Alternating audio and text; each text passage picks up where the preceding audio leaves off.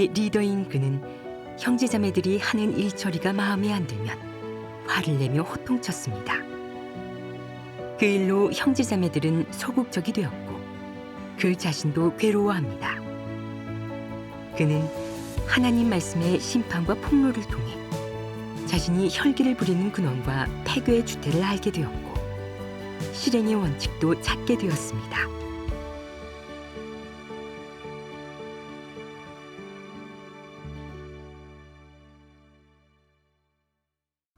작년 10월경에 전 교회 복음 사역을 맡게 됐어요.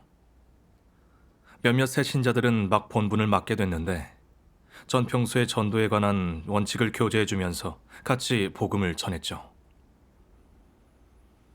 하다 보니까 몇 명은 발전이 보이길래 기분이 좋았어요. 그분들이 빨리 독립할 수 있게 혼자 복음을 전해보라고 했죠. 처음엔 형제자매가 뭘 잘 몰라도 사랑하는 마음으로 도와줬는데 계속 그러니까 그게 귀찮아지면서 이런 생각이 들었어요. 남들은 한 번 말하면 알던데 그동안 내가 얼마나 알려줬는데 왜 이렇게 문제가 많은 거지? 설마 내가 말할 때 집중을 안 하고 듣는 건가? 아직도 독립해서 사역을 못하면 윗선 리더가 날 사람 양성도 못하는 무능한 사람으로 볼 거야. 안 되겠어. 따끔하게 말해야 정신을 차릴 거야. 이런 생각에 전 화를 내면서 꾸짖곤 했어요. 실질적 문제를 놓고 잘 교제해 준 적은 있어요? 아니요. 하루는 아이자매한테 연락이 왔는데 저보고 오늘 저녁 예배에서 어떤 말씀을 교제하면 좋겠냐고 물어보더라고요. 그 순간 이런 건 예전에 다 알려줬는데 왜 아직도 모르나? 내 말을 제대로 안 듣나 싶었죠. 그래서 언성을 높였어요. 저번에 문서 파일 보냈는데 아예 안 봤냐고, 왜 계속 물어보냐고요. 자매는 아무 말이 없었고 저도 화내며 전화를 끊었죠. 그렇게 화내면 자매가 속박받았겠네요. 네.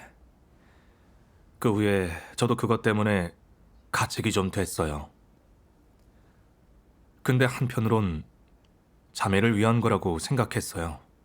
아님 계속 절 의지하고 발전이 없을 것 같고 그게 자매를 돕는 거라고 생각했죠. 이런 생각에 죄책감도 금세 사라지더라고요. 다음 날 협력하는 형제가 그러는 거예요. 아이 자매가 잘 몰라서 물어본 걸 제가 화냈다고 들었다고, 자매가 제가 무섭다고 했대요. 근데 전 그 사실을 받아들이지 못했고 속으로 변명만 했죠. 강하게 말한 건 맞는데 다 그 자매가 독립적으로 일할 수 있게 한 거고, 그렇게 안 하면 툭하면 저만 찾을 텐데 그럼 언제 독립하겠어요? 근데 한편으론 그 생각이 합당하지 않더라고요. 자매가 처음 하는 본분이라 화내면서 지적할 게 아니라 사랑으로 도와줘야 했어요. 그렇죠. 그래서 미안하다는 문자를 보냈죠. 화를 내는 게 아닌데 어제는 미안하다고, 마음에 두지 말고 이해해달라고, 충동적으로 안 좋게 한 것 같다고 했죠. 자매는 괜찮다고 했어요.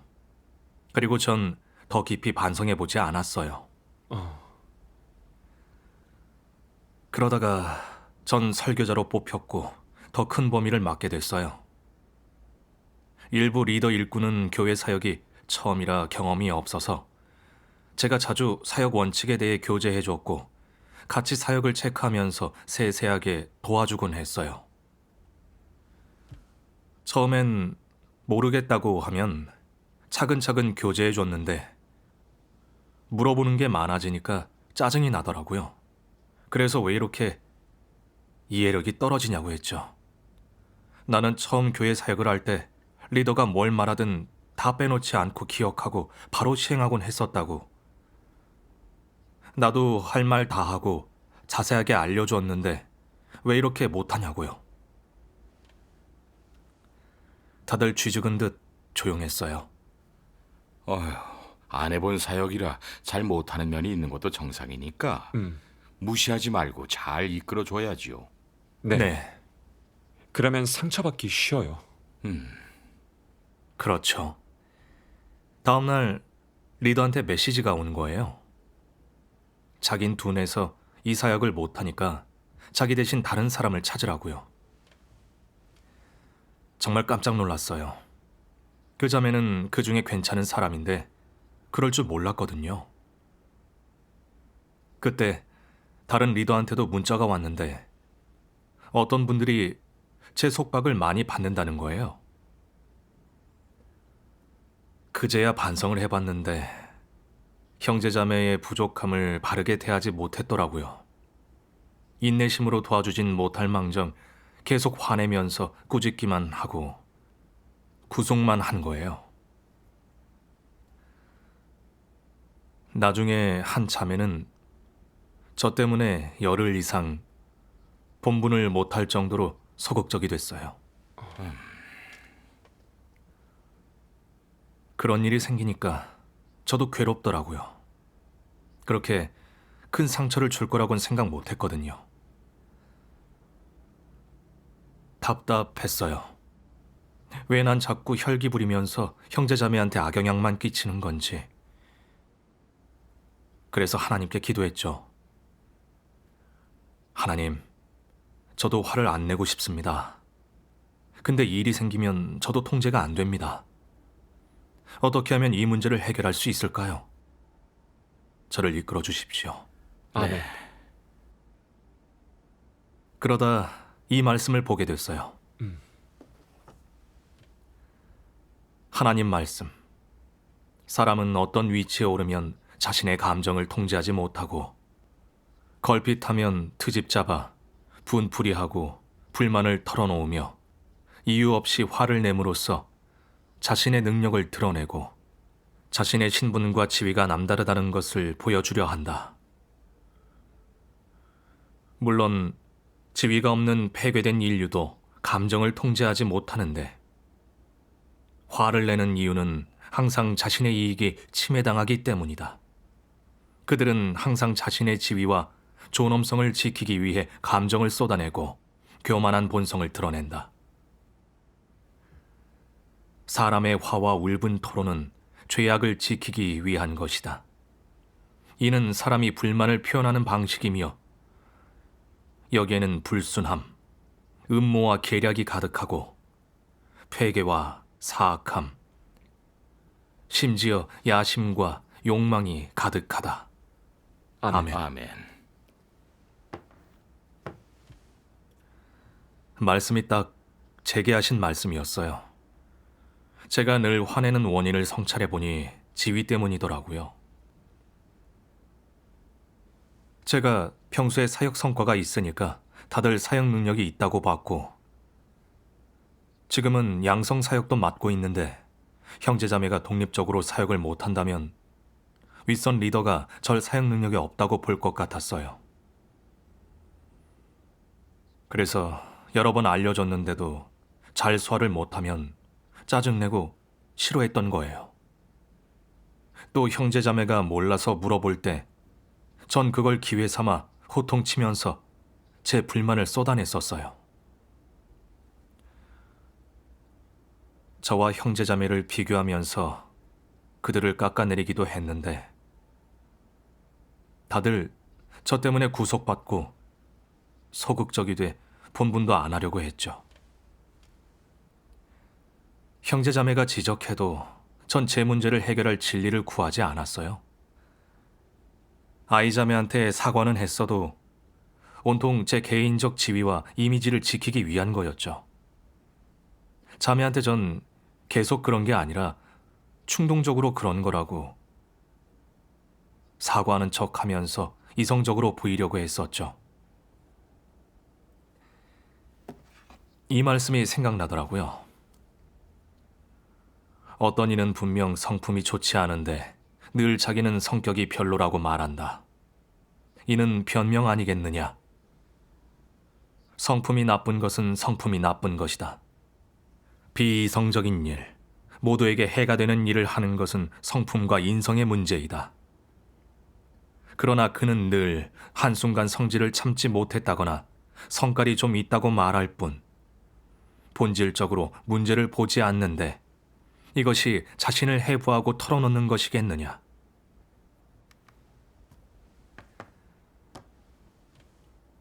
제가 이랬었어요. 자매한테 사과했던 말이 그럴듯해 보일지 모르지만 전 문제의 본질을 찾지 않고 오히려 절 위해 변명했어요. 정말 위선적이었죠. 그제야 가책이 들더라고요. 평소엔 사랑과 인내를 가져야 한다고 말했었지만 그건 제 구호일 뿐 제 실제 삶과는 거리가 멀었죠. 듣고 보니까 저를 돌아보게 돼요. 저도 혈기를 부리고 나면 마음에 가책이 드는데 나중엔 그럴싸한 이유로 용서하곤 해요. 이래선 자신을 알 수 없고 변화될 수 없죠. 맞아요. 그 후에 저도 곰곰이 생각해 봤어요. 왜 내 뜻대로 일이 잘 안 풀리면 주체하지 못하고 폐괴 성품을 드러내는지, 왜 형제자매와 조화롭게 협력하지 못하는지요. 그러다 이 말씀을 보게 됐어요. 전능하신 하나님 말씀. 교만은 사람이 지닌 폐괴 성품의 근원이다. 사람은 교만할수록 비이성적이고 그럴수록 하나님을 더 쉽게 대적한다. 이 문제가 어느 정도로 심각하겠느냐? 사람에게 교만한 성품이 있으면 다른 사람이 안중에 없는 것은 물론이고 가장 심각할 경우 하나님조차 안중에 두지 않고 하나님에 대한 경외심이 전혀 없는 것이다. 하나님을 믿고 따르고 있지만 하나님을 하나님으로 대하지 않고 늘 자신에게 진리가 있다고, 자신은 위대하다고 생각한다. 이는 교만한 성품의 본질이자 근원으로 사탄에게서 비롯된 것이다. 그러므로 교만의 문제는 반드시 해결해야 한다. 다른 사람을 안중에 두지 않는 것은 작은 일이다. 관건은 사람의 교만한 성품이 사람으로 하여금 하나님께 순종하지 못하고 하나님의 주제와 안배에 순종하지 못하며 언제나 하나님과 권력을 다투고 다른 일을 통제하게 만든다는 것이다. 이런 사람에게는 하나님을 경외하는 마음이 조금도 없으며 하나님을 사랑한다느니 하나님께 순종한다느니 하는 것은 더 언급할 가치도 없다. 교만하고 잘난 체 하는 사람, 특히 이성을 잃을 정도로 교만한 사람은 하나님을 믿으면서 하나님께 순종할 수 없을 뿐만 아니라 자신을 높이고 증거하기까지 한다. 그런 자는 하나님을 가장 크게 대적하는 사람으로 하나님을 경외하는 마음이 전혀 없다. 사람이 하나님에 대한 경외심을 가지려면 먼저 교만한 성품을 해결해야 한다. 너의 교만한 성품이 철저히 해결될수록 하나님에 대한 경외심이 더 커지며 하나님에 대한 경외심이 있어야만 하나님께 순종할 수 있고 진리를 얻어 하나님을 알 수 있다. 진리를 얻은 사람이야말로 진정한 사람이다. 아멘. 폐괴 성품의 근원은 바로 교만함이었어요. 교만할수록 하나님을 대적하게 되죠. 네.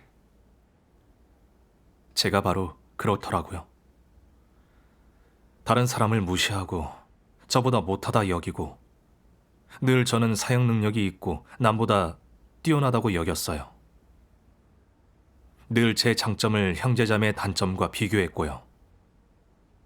난 한 번 들으면 아는데 그들은 여러 번 알려줘도 모르니까 답답해 죽겠다고 화내면서 지적했어요. 조금도 존중하지 않았고 형제자매의 장점을 보지 않고 사랑으로 도와주지도 않았어요. 형제 자매들이 어려움에 부딪혔을 때 하나님 말씀으로 제가 해결해 주지 못하거나 할 걸 못한 건 없는지 제대로 반성해 보지도 않았어요. 그들이 제 말에 집중 안 했다고 착각하곤 무턱대고 형제 자매를 책망하기만 했어요. 이성 없을 만큼 교만했죠. 지금은 복음을 크게 확장하는 시기인데 전 교만한 성품대로 사람을 훈계만 했어요. 그 일로 다들 절 겁내고 열등감을 갖게 됐고 본분을 하기 싫을 정도로 소극적이 됐어요. 그건 복음 사역을 가로막는 거잖아요. 깨닫고 나니 면목이 없었죠. 전 형제 자매들의 생명 진입에 유익함을 주지 못했어요. 오히려 상처만 주고 교회 사역을 방해하는 역할만 했죠.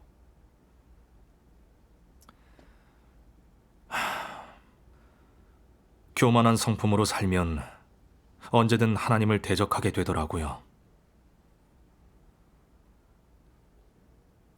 제가 한 일들을 생각하면 제가 너무 미웠고 뺨을 때리고 싶었어요. 그때 조용히 기도드렸어요. 하나님, 전 교만해서 함부로 책망해 남에게 상처를 주고 교회 사역을 방해했어요. 하나님, 회개하겠습니다. 저의 교만한 성품을 해결할 수 있게 이끌어 주세요. 아멘. 아멘. 어느 날 하나님 말씀 찬양을 들었어요. 하나님 말씀대로 살면 성품 변화하리요.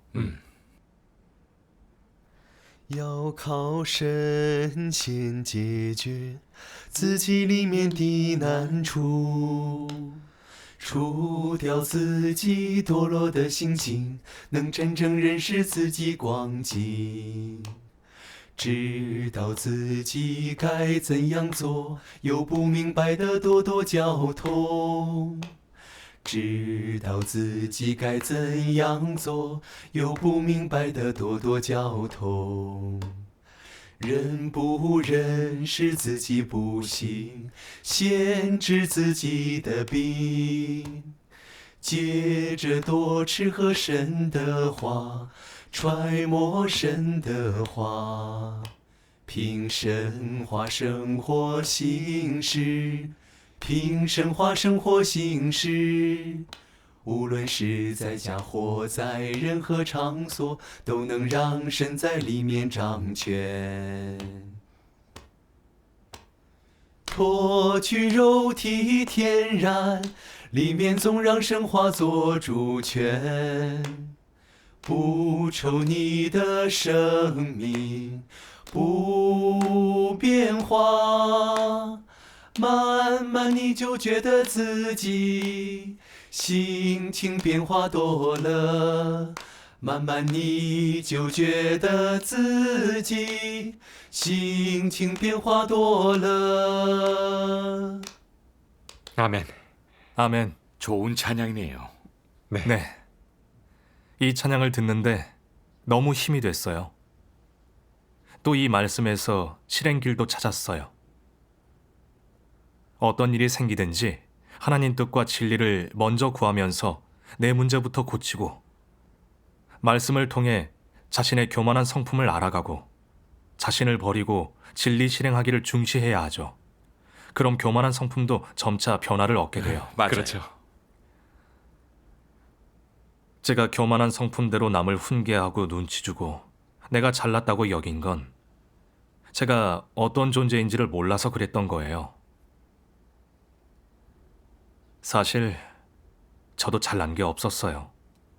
남보다 빨리 배우고 은사가 좀 있긴 해도 그런 것도 하나님이 주신 거라 칭찬할 게 없고 하나님께 감사해야죠. 또 사람마다 자질과 재능도 다르잖아요. 형제자매도 각자의 장점이 있죠. 아이자매의 장점은 사랑과 인내로 남들과 잘 지내는 건데 그건 제게 없는 거예요. 이걸 깨닫고 부끄러웠어요. 말씀대로 행하고 싶어 일이 생기면 나부터 반성하고 의식적으로 육을 저버리기로 했죠. 아멘. 아멘. 자기 장점을 남의 단점과 비교하면 더 교만해질 수밖에 없어요. 맞아요. 남의 단점을 올바르게 대하고 어려움을 헤아릴 줄 알아야죠. 그게 이성적인 거죠. 맞아요. 맞아요. 어느 날 한 번은 협력하는 자매한테 어느 사역의 진도를 체크하는데 글쎄 아직 안 했다는 거예요. 의논할 때는 어떻게 할지 알 것 같았는데 막상 하려니까 어떻게 할지 모르겠더래요. 그 말에 화가 치밀어 올랐죠. 아니, 어떻게 이렇게 답답하지? 의논할 때 분명하게 전달을 해줬었는데 어떻게 잊을 수 있지? 마음을 안 들인 게 아닌가? 따끔하게 한마디 해주고 싶은 거예요. 그래서 화를 내려는데 갑자기 이 말씀이 떠올랐어요. 의식적으로 하나님을 만족케 하고 진리를 실행하고 자신을 저버리고 자기 뜻을 내려놓으며 하나님의 뜻에 순종하고 그 마음을 헤아리는 일. 이런 일들을 모두 의식적으로 할 수 있다면 그것은 정확한 진리 실행이다. 아멘. 말씀으로 깨우침 받았어요. 더 이상 교만한 성품대로 하지 말고 하나님 말씀대로 행해야 하는 거죠. 자매가 못한 건 어려움이 있었거나 방법을 잘 몰라서 그럴 수 있잖아요. 그러니 상황을 파악하고 형제자매의 부족함을 바르게 대해야죠. 그래서 차분하게 자매의 실제적 문제에 따라서 어떻게 해야 하는지 다시 알려줬어요. 그러니 자매는 좋아하면서 그렇게 하는 거냐고 이제 알겠다는 거예요. 아멘. 혈기 안 부리고 분명하게 교제해주면 남에게 덕이 되죠. 네. 자매가 그러니 너무 부끄러운 거예요. 저도 평소에 말만 잘했지 형제 자매들 어려움이 뭔지 잘 파악하지 않고 자세히 알려준 적도 없었어요. 제가 좀 더 인내를 갖고 사역을 좀 잘했으면 다들 벌써 독립적으로 사역했을 거예요. 네. 그 후에 이 말씀을 보게 됐어요. 제가 있죠. 아, 네. 여기요. 전능하신 하나님 말씀. 내가 단지 글귀 도리로 사람을 책망해서 진리를 깨닫고 실제에 진입하도록 할 수 있느냐? 교제하는 진리가 실제적이지 않고 글귀에만 머문다면 아무리 책망하고 훈계해도 소용이 없다. 사람들이 너를 두려워하고 내 말을 잘 듣고 반항하지 못하면 진리를 깨닫고 순종하는 것이라 여기느냐? 그것은 큰 오산이다. 생명 진입은 그렇게 간단한 일이 아니다. 어떤 사람은 리더가 되면 기세등등한 신임 관리처럼 선민에게 위세 부리며 먼저 자신에게 복종하게 한다. 그러면 자기가 사역하기 쉬운 줄 안다. 진리 실제가 없으면 얼마 못 가서 실제 분량이 드러날 것이고 본 모습이 드러날 것인데 어쩌면 도태될 수도 있다. 일부 행정 업무에서 약간의 책망과 훈계, 단속을 하는 것은 괜찮다. 하지만 진리를 교제할 줄 모른다면 결국 문제를 해결하지 못할 것이며 사역 성과에도 영향을 줄 것이다. 교회에 어떤 문제가 발생하든 너는 계속 사람을 훈계하고 원망하며 성질을 낼 것이다. 이는 바로 폐괴 성품을 드러내는 것으로 내 폐괴된 몰골이 드러난 것이다. 내가 늘 권위적으로 훈계하는데 그것이 반복되면 상대는 내게서 생명 공급과 실제적인 것들을 얻지도 못하고 너를 혐오하고 역겨워할 것이다. 아멘. 아멘.